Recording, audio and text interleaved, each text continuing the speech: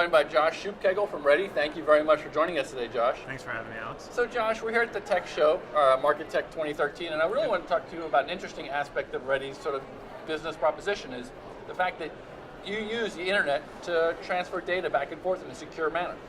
We do, absolutely. That's a key part of our strategy so that we can offer our clients the economies of scale and the efficiencies of a lot of the infrastructure that we've built up ourselves is leveraging the power of the internet, right? I think historically a lot of clients and vendors have relied on point-to-point or extranet type providers, which certainly have their place and we leverage as well.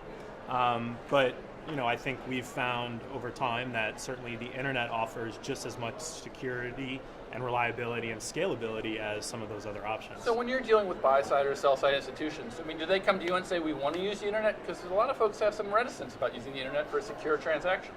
Sure, and I think depending on the sophistication of the client or the broker and kind of the transactions that we need to engage in with them, it's very much a conversation. And I think we've found many firms much more willing to have a very open discussion around the great strides that we take to encrypt this data, to secure it, to ensure from point A to point B, there's no way to tamper or to snoop on that information.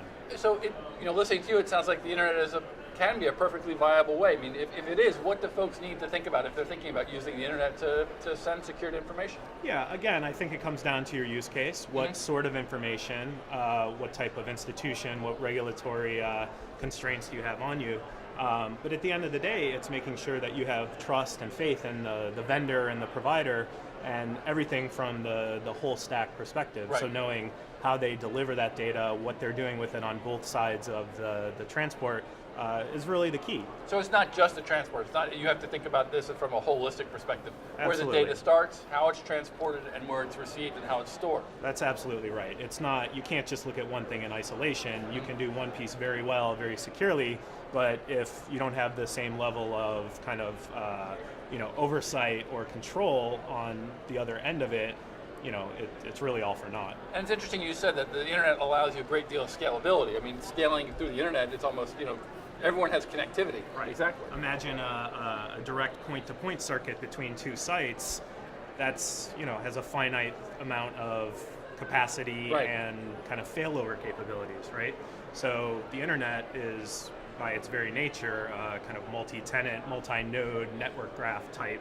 Completely redundant, and more importantly, if you need to, people think about point to point, that's easy when you got one point to one point. Right. When you've got 30, 40, 50 points that you're trying to manage, I mean, the complexity of that has got to be overwhelming for folks. Sure, and that's, again, plays into, what we want to be able to offer to clients is the ability for them to route their traffic, not just to us, but to all the other counterparties and vendors that we're helping kind of, intermediate. Right, and I would also think it also is a great cost savings for folks. No additional, infrastructure. Absolutely. I think there's, you can often end up with a fraction of the cost, and there's a lot of efficiencies to gain by going this route. Well, Josh, I want to thank you very much for joining us at TabbFORUM, and I hope you enjoy the MarketTech event. Great. Thanks, Alex. Appreciate it.